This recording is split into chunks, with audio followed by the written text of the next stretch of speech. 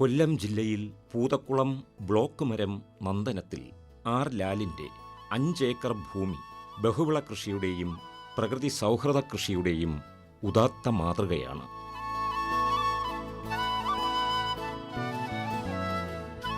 ഔന്നത്യമുള്ള കാര്യങ്ങൾക്ക് വേണ്ടി ആത്മസമർപ്പണം ചെയ്യുകയാണ് ലാൽ. 2019 മികച്ച കർഷകനായി പൂതക്കുളം കൃഷിഭവൻ ആദരിച്ചതോടെ ലാൽ നാട്ടിലറിയപ്പെടുന്ന ഒരു കർഷകനായി.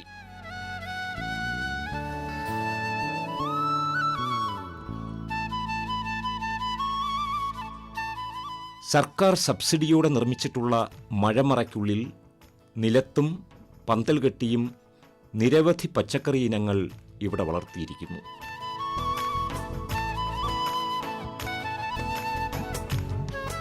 തോട്ടത്തിലെ പല ഭാഗങ്ങളിലായി പടർന്നു പന്തലിച്ചു കിടക്കുന്ന പാഷൻ ഫ്രൂട്ടിൽ നിന്നും സീസണിൽ ഒരു ചുവടിൽ നിന്ന് 4000-ലധികം രൂപയുടെ പഴം ലാൽ വിൽക്കുന്നുണ്ട്.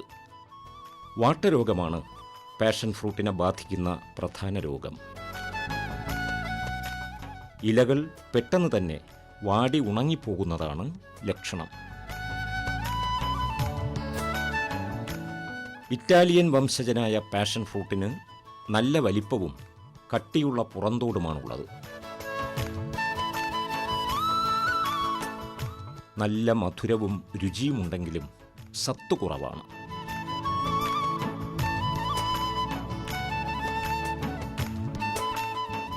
സമൃദ്ധമായി വളരുന്ന കോവലിൽ നിന്നും നല്ല വരുമാനം കിട്ടുന്നുണ്ട്. പ്രത്യേക പരിചരണമൊന്നുമില്ലാതെ തഴച്ചു വളരുന്ന കോവലിൽ നിന്ന് കിട്ടുന്ന ആദായം ചെറുതല്ല. അതുപോലെയാണ് ചതുരപ്പയറിൻ്റെ കാര്യവും. 2.5 സെന്റിലുള്ള ഒരു മഴമറയാണ്. 1 ലക്ഷം രൂപയോളം ചെലവ് വന്നിരുന്നു ഈ മഴമറ പണിയുന്നതിന്. 75,000 രൂപ സംസ്ഥാന സർക്കാരിൻ്റെ സബ്സിഡിയിൽ പൂതക്കുളം കൃഷിഭവൻ മുഖേന കിട്ടിയേക്കുന്നതാണ്. 2020 ഈ മഴമറ പൂർത്തിയാക്കിയത്. അന്ന് മുതൽ തുടർച്ചയായിട്ട് നമുക്കിതിനകത്ത് കൃഷി ചെയ്യുന്നുണ്ട്. മഴക്കാലത്തും കൃഷി ചെയ്യാമെന്നുള്ളതാണ് മഴമറയുടെ പ്രത്യേകത. മഴക്കാലത്ത് മറ്റ് ഓപ്പണായിട്ടുള്ള സ്ഥലത്ത് കൃഷി നടക്കാത്ത സമയത്ത് നമുക്കിതിനകത്ത് നന്നായിട്ട് കൃഷി ചെയ്യാൻ പറ്റും. ഇപ്പോൾ ഇതിനകത്ത് പടവലമുണ്ട്. ബേബി പടവലം എന്ന് പറഞ്ഞ വെറൈറ്റിയാണ് നമ്മൾ എടുത്തേക്കുന്നത്. അധികം നീളം വയ്ക്കില്ല. കോവയ്ക്കയുണ്ട്. അതുപോലെ തന്നെ പാഷൻ ഫ്രൂട്ടുണ്ട്. പാഷൻ ഫ്രൂട്ട് ഇപ്പോൾ വിളഞ്ഞ് വരുന്നതേ ഉള്ളൂ. വിളവായ പാഷൻ ഫ്രൂട്ടുണ്ട്. പാഷൻ ഫ്രൂട്ടും മഞ്ഞയും ചുവപ്പും വെറൈറ്റി ഉണ്ട്. ചുവപ്പിൽ തന്നെ നമുക്കൊരു ഇറ്റാലിയൻ വെറൈറ്റി ഞാൻ കൊണ്ടുവന്നു. അതും ഇതിനകത്തുണ്ട്. അതിൻ്റെ കായ്കൾ ഇപ്പോൾ കുറവാണ്. അത് നല്ല ഈൽഡ് കിട്ടുന്ന ഒരു ഇതാണ്. നല്ല പൾപ്പുള്ളതാണ് ഇറ്റാലിയൻ വെറൈറ്റി. അത് ഇറ്റലിയിൽ പോയിട്ട് വന്ന എൻ്റെ ഒരു സുഹൃത്ത് കൊണ്ട് തന്നതാണ്. വഴുതനങ്ങ നമുക്ക് നീളമുള്ള വയലറ്റ് വഴുതനങ്ങയും ഉണ്ട വഴുതനങ്ങയും ഉണ്ട്. നമ്മുടെ കത്രി എന്നും പറയും. വെള്ള വഴുതനങ്ങയും ഉണ്ട്. ഇത് വളരെ ചിലവ് കുറഞ്ഞ രീതിയിൽ ഞാൻ നിർമ്മിച്ചേക്കുന്ന ഒരു മഴവെള്ള സംഭരണിയാണ്. ചിലവ് കുറഞ്ഞതെന്ന് പറഞ്ഞാൽ സിമൻ്റ് അല്ല ഉപയോഗിച്ചേക്കുന്നത്. സിമൻറ്റും നമ്മുടെ സ്റ്റെബിലൈസ്ഡ് മഡാണ്. ഇവിടുത്തെ റെഡ് എർത്തിനകത്ത് ഒരു 5% സിമെൻറ്റും 10% പാറപ്പൊടിയും കൂടെ മിക്സ് ചെയ്ത് അതുപയോഗിച്ച് കോൺക്രീറ്റ് ചെയ്തിട്ടാണ് ഈ കുളം ഉണ്ടാക്കിയിരിക്കുന്നത്. 2000 ചെയ്തേക്കുന്നതാണ്. ഇപ്പോൾ 20 വർഷമായിട്ട് ഈ മഴവെള്ള സംഭരണി ഇവിടെ ഉണ്ട്. കഴിഞ്ഞ 6 വർഷമായിട്ട് ഇതിനകത്ത് മത്സ്യകൃഷിയും ഉണ്ട്. ആ മത്സ്യം കൃഷി ചെയ്യുന്നതിൻ്റെ മത്സ്യത്തിന് കൊടുക്കുന്ന തീറ്റയുടെ അവശിഷ്ടവും അതിൻ്റെ കാഷ്ടവും എല്ലാം കൂടെ ചേർന്ന വെള്ളമാണ് നമുക്ക് കൃഷിക്കെല്ലാം ഉപയോഗിക്കുന്നത്. കുറച്ച് നൈട്രജൻ കിട്ടുന്നുണ്ട്. നല്ല വളമുള്ള വെള്ളമായിട്ട് കിട്ടുന്നുണ്ട്. 25,000 ലിറ്റർ കപ്പാസിറ്റിയാണ് നമ്മുടെ ഈ മഴവെള്ള സംഭരണിക്ക് ഉള്ളത്. വാഴയിൽ ഏത്തൻ, പൂവൻ, റോബസ്റ്റ, കപ്പ, പാളയംകോടൻ, കാവേരി ഇനങ്ങൾ കൃഷി ചെയ്യുന്നുണ്ട്. ഒരു കാലത്ത് കേരളത്തിൻ്റെ സ്വന്തം വാഴയായിരുന്നു പ്രകൃതിയുടെ അമൃത് എന്നറിയപ്പെടുന്ന കാവേരി വാഴ. എന്നാൽ ഇതിപ്പോൾ കേരളത്തിൽ തീർത്തും ഇല്ലാതായി. ചെറിയ ഞാലിപ്പൂവൻ പഴത്തിൻ്റെ കനവും റോബസ്റ്റ പഴത്തിന് സമാനമായ നീളവുമുള്ള കാവേരി വാഴപ്പഴം കണ്ടാൽ റോബസ്റ്റയാണെന്ന് തോന്നും. പപ്പായയാണ് അധിക വരുമാനം നേടിക്കൊടുക്കുന്ന മറ്റൊരു കൃഷി.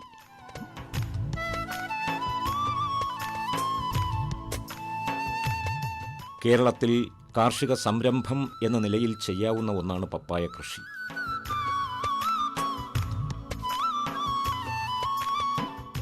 ശ്രദ്ധയോടെ ചെയ്താൽ വലിയ അധ്വാനമില്ലാതെ തന്നെ നല്ല വരുമാനം നേടാവുന്നതുമാണ്.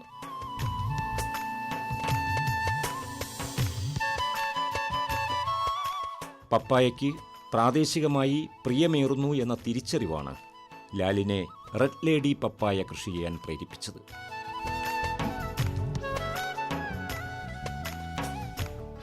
പുരയിടത്തിൻ്റെ പല ഭാഗങ്ങളിലായി 50ഓളം പപ്പായകൾ വളർത്തിയിട്ടുണ്ട്.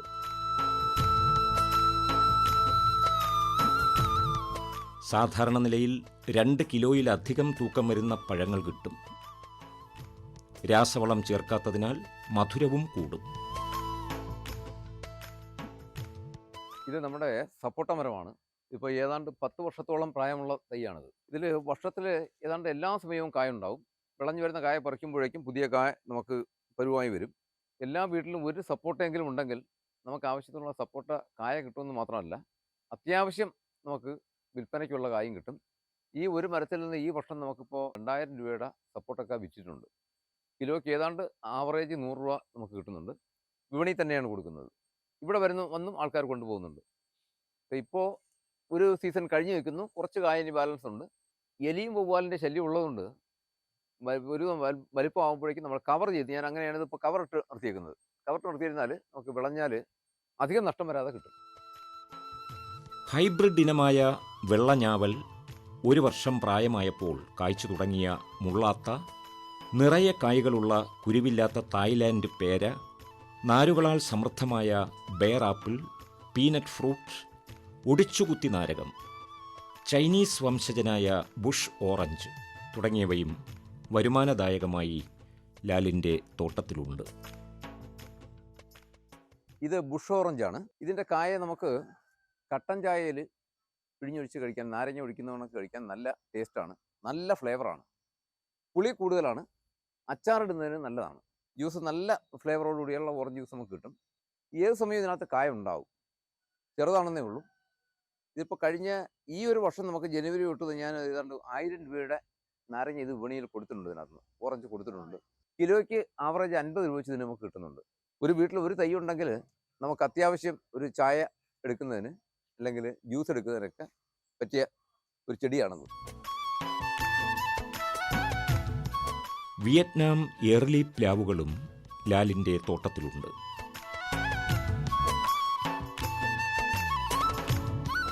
നിറയെ ചക്കയുള്ളതിനാൽ താങ്ങ് നൽകിയും മഴക്കാലത്ത് ചക്കകളിൽ വെള്ളം കയറാതിരിക്കാൻ പ്ലാസ്റ്റിക് ചാക്കുകൊണ്ട് കവറിട്ടുമാണ് സംരക്ഷിക്കുന്നത്.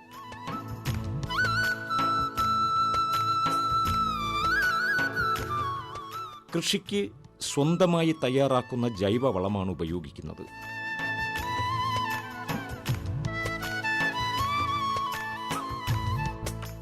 മുരിങ്ങയില, ശീമക്കൊന്നയില, പറമ്പിലെ കരിയില, അടുക്കള മാലിന്യങ്ങൾ തുടങ്ങിയവയാണ് ജൈവവളത്തിൻ്റെ ചേരുവകൾ. ഗാർഹിക ജൈവ മാലിന്യങ്ങൾ സംസ്കരണം ചെയ്യാനുള്ള ഒരു സംവിധാനമാണ് ഞാൻ ഈ ചെയ്തേക്കുന്നത്. ഒരു സിമ്പിളായിട്ടുള്ള ഒന്നാണ്. ഒരു GI മെഷ്, 3 മീറ്ററുള്ള ഒരു GI മെഷ് തമ്മിൽ ഒരു സൈഡ് കെട്ടി വെച്ചേക്കുന്നതാണ്. കഴിഞ്ഞ 4 വർഷമായിട്ട് ഞാൻ ഇതിനകത്ത് വളം ഉണ്ടാക്കുന്നുണ്ട്. ഇതിലുള്ള വളം എന്ന് പറയുന്നത് വീട്ടിലുള്ള സകല വേസ്റ്റും നമ്മൾ ഇതിനകത്ത് ഇടുന്നുണ്ട്. ചക്ക, മാങ്ങ തുടങ്ങി എല്ലാ സാധനവും, ചക്കമടൽ, എല്ലാ സാധനവും ഇതിനകത്തിടും. അടിക്ക് കുറച്ച് മണ്ണിരയുണ്ട്, നന്നായിട്ട് മണ്ണിരയുണ്ട്. മണ്ണിര നമുക്ക് കാണാൻ കഴിയും. മെയിനായിട്ട് മണ്ണിര കമ്പോസ്റ്റ്, മണ്ണിരയുടെ വളമാണ് ഈ വരുന്നത്. ഇത് ഓപ്പണായിട്ടിരിക്കുന്നുണ്ട്. മഴ പെയ്യുമ്പോൾ ഇതിൽ വെള്ളം വീണിട്ട് വെള്ളമെല്ലാം ഒലിച്ച് ഇതിനൊരു ചെറിയ കുഴി ഇതിനകത്തുണ്ട്. ആ കുഴിയിൽ വെള്ളം വരും. അവിടെ നിന്ന് വെള്ളമാണ് നമ്മൾ കോരി, ആ സ്ലറിയാണ് നമ്മൾ കോരി ഒഴിക്കുന്നത്. അത് മാത്രമല്ല, ഇതിനകത്ത് പട്ടാളപ്പുഴു ഉണ്ടല്ലോ, ഒരു പ്രാണിയുണ്ട് പട്ടാളപ്പുഴു. നമുക്ക് കൃഷിക്ക് ശല്യം ചെയ്യുന്നതല്ല. പട്ടാളപ്പുഴുവും വന്ന് നന്നായിട്ട് മുട്ടയിട്ട് പുഴുവാകും. ഇപ്പോൾ കഴിഞ്ഞ 2 വർഷമായിട്ട് ഇതിൽ നിന്ന് ഒന്നും മാറ്റിയിട്ടില്ല.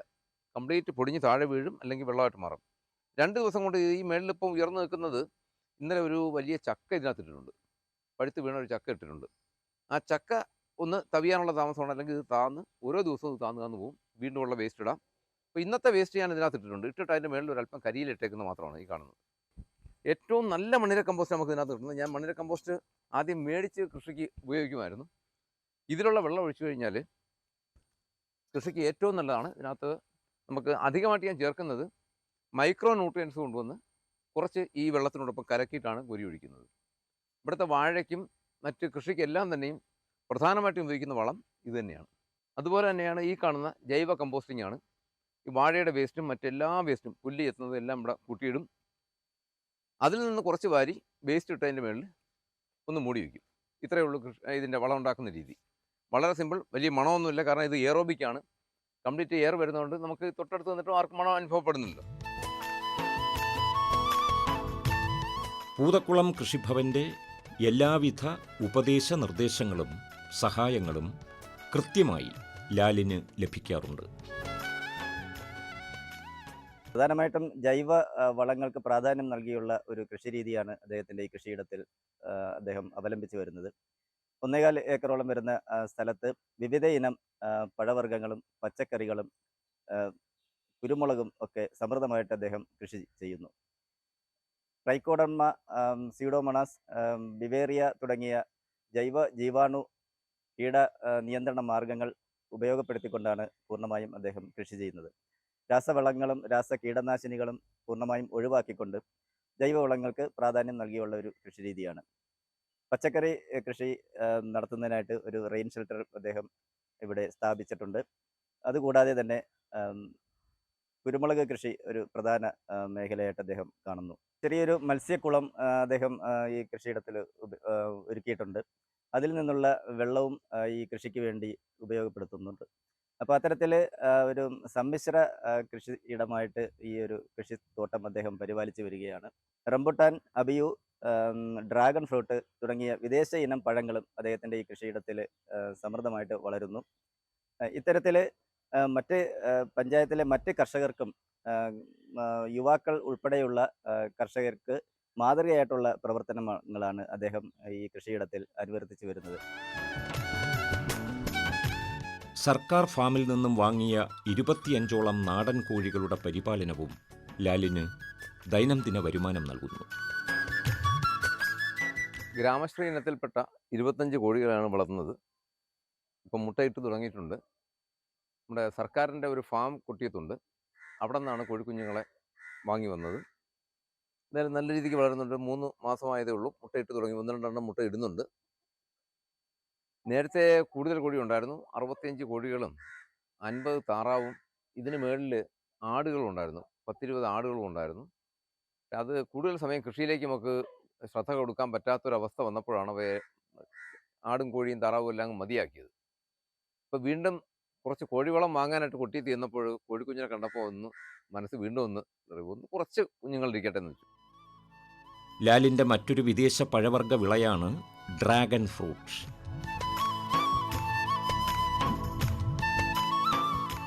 കാഴ്ചയിലുള്ള ഭംഗി പോലെ തന്നെ നിരവധി പോഷകങ്ങളടങ്ങിയ പഴമാണ് ഇവ. Red dragon fruit, white dragon fruits തുടങ്ങി പല നിറങ്ങളിലും കാണപ്പെടാറുണ്ട്. ഡ്രാഗൺ ഫ്രൂട്ടിൻ്റെ പ്രധാന സവിശേഷത നല്ല ഫലഭൂയിഷ്ടമല്ലാത്ത മണ്ണിലും നന്നായി വളരും എന്നതാണ്. ഇവയ്ക്ക് നല്ല നീർവാർച്ച ഉണ്ടായിരിക്കണം. കേരളത്തിലേതുപോലെയുള്ള ഉഷ്ണമേഖലാ കാലാവസ്ഥ വളരെ അനുയോജ്യമാണ്. കേരളത്തിൽ പലയിടത്തും ഇവ വിജയകരമായി കൃഷി ചെയ്തു വരുന്നുണ്ട്. ഇത് മലേഷ്യൻ റോയൽ റെഡ് എന്ന് പറയുന്ന വെറൈറ്റി ഡ്രാഗൺ ഫ്രൂട്ടിൻ്റെ തൈകളാണ്. ഇതിപ്പോൾ ഇവിടെ നമുക്ക് മൊത്തത്തിൽ 50 തൈകളാണ് നമുക്കിവിടെ വെച്ചേക്കുന്നത്. ഇത് 1 വർഷം കഴിഞ്ഞതാണ്. 1 വർഷവും 2 മാസവുമായ തൈകളാണ് ഈ നിൽക്കുന്നതെല്ലാം തന്നെ. ആ സൈഡിൽ നിൽക്കുന്നത് 2-3 മാസമായതേ ഉള്ളൂ. ഇപ്പോൾ വെച്ച പുതിയ തൈകളാണ്. ഇപ്പോൾ ഇതിൽ 1 വർഷമായപ്പോൾ തന്നെ കായ്ഫലം തുടങ്ങി. ഇപ്പോൾ ഇത് 3ാമത്തെ വിളവെടുപ്പാണ് ഇപ്പോൾ നടക്കുന്നത്.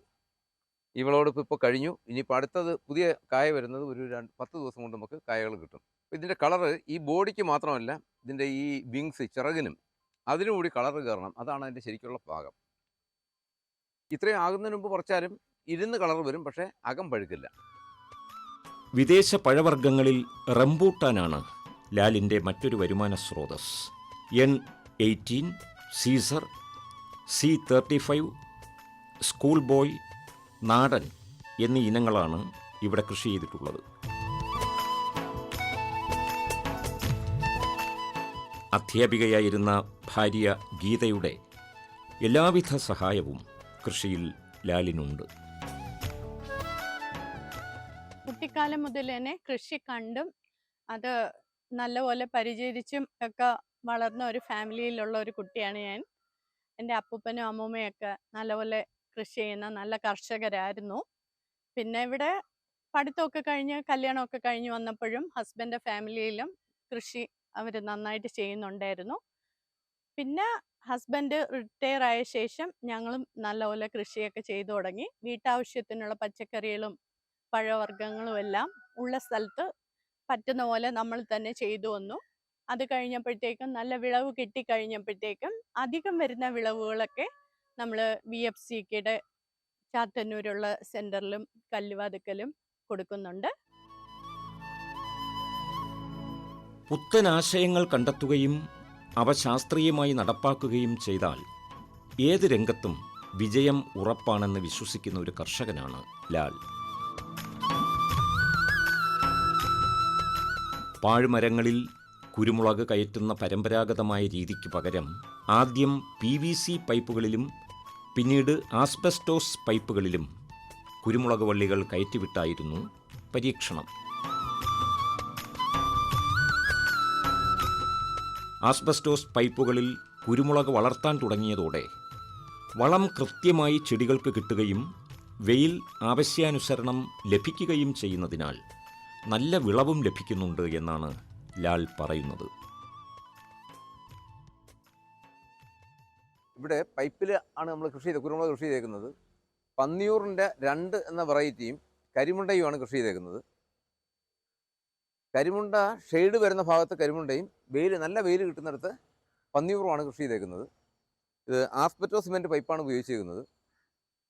അത് 3 മീറ്ററാണ് നമുക്ക് വന്നേക്കുന്നത്. ഒരു 30-40 സെൻറ്റിമീറ്റർ താഴ്ത്തി കോൺക്രീറ്റിൽ ഉറപ്പിച്ചൊക്കെയാണ്. അകത്ത് മണലും സിമെൻറ്റും കൂടി വലിയ പശ കുറച്ചിട്ടിട്ടുണ്ട്. വെള്ളം അകത്ത് കെട്ടി നിൽക്കാതെ വെള്ളം താഴ്ന്നു പോകുന്ന രീതിക്ക്. ഒരു 1.5 മീറ്ററോടെ ഹൈറ്റ് നമുക്ക് ഇതിനകത്ത് കൂട്ടാവുന്നതാണ്. അതിനുള്ള കവളുണ്ട്. നമുക്ക് ഒരു ചെറിയ പൈപ്പ് കിട്ടും, ഇറക്കി വയ്ക്കാവുന്നതാണ്. എന്തായാലും തൽക്കാലം ഇത്രയും നിർത്തി കുറച്ചു കാലം ഇങ്ങനെ പോട്ടെ എന്ന് വിചാരിക്കുന്നു. അപ്പോൾ ഇത് നട്ടിട്ട് ഇപ്പോൾ 1 വർഷവും 2 മാസവും കഴിഞ്ഞു. ഈ വർഷം തിരി നന്നായിട്ട് വീണിട്ടുണ്ട്. ശരിക്കും ഒരു 4 വർഷം കൊണ്ടേ ഇത് പൂർണ്ണ വളർച്ച എത്തുകയുള്ളൂ. നല്ല ഈൽഡ് കിട്ടണമെങ്കിൽ ഒരു 4 വർഷം നമുക്കെത്തും. കുരുമുളക് വള്ളികൾ ആദ്യം തൂണിൽ കയറാൻ ബുദ്ധിമുട്ടായതിനാൽ തൂണിൽ കെട്ടിവെച്ചാണ് കയറ്റിവിടുന്നത്. തൂണിൽ അട്ടക്കാൽ പിടിക്കുന്നതുവരെ 1-2 തവണ ഇങ്ങനെ കെട്ടിവെക്കേണ്ടി വരും. പിന്നീട് വേര് പിടിച്ചു കയറിക്കൊള്ളും. നമ്മളെക്കൊണ്ട് പറ്റുന്ന തരത്തിൽ വിഷരഹിതമായിട്ടുള്ള പച്ചക്കറി ഉണ്ടാക്കി നമ്മുടെ ആവശ്യത്തിൽ കഴിഞ്ഞ് കുറച്ച് സമൂഹത്തിലും കൊടുക്കാൻ പറ്റണം. ആ ഒരു ഉദ്ദേശത്തിലാണ് കൃഷിയിലേക്ക് ഇറങ്ങിയത്. പച്ചക്കറി അത്യാവശ്യം ഞാനിപ്പം വിപണിയിൽ കൊണ്ടുപോയി കൊടുക്കുന്നുണ്ട്. എല്ലാ ആഴ്ചയും തിങ്കളും വെള്ളിയും ദിവസങ്ങളിൽ സ്വാശ്രയ കർഷക വിപണിയിൽ കൊണ്ടു കൊടുക്കുന്നു. ആഴ്ചയിൽ ഒരു 2000-2500 രൂപ ഓരോ വിപണിയിലും പച്ചക്കറി വിൽക്കുന്നുണ്ട്. കുറച്ച് പേര് ഇവിടെ വന്ന് ഡയറക്റ്റ് കൊണ്ടുപോകുന്നുണ്ട്. അപ്പോൾ അത് കൃഷിയിൽ നമുക്കൊരു സന്തോഷമാണ്. മനസ്സിനും ശരീരത്തിനും ഏറെ സംതൃപ്തിയും സന്തോഷവും ആരോഗ്യവും തരുന്ന ഒന്നാണ് കൃഷി. ഒപ്പം കൃഷിയെ സ്നേഹിക്കുന്ന സമാന മനസ്കരുടെ സൗഹൃദവും. ഇത്തരം കർഷകരിൽ നിന്ന് പ്രചോദനം നേടി നമുക്കും കൃഷിയിലേക്ക് തിരിയാം.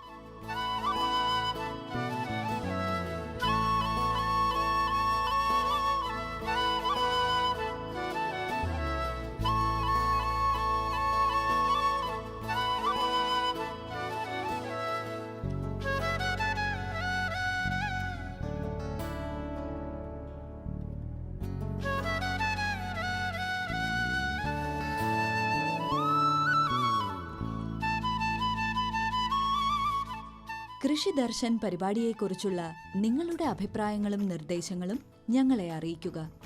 വിലാസം: ദി പ്രൊഡ്യൂസർ, കൃഷി ദർശൻ, ദൂരദർശൻ കേന്ദ്രം, കുടപ്പനക്കുന്ന്, തിരുവനന്തപുരം 695043.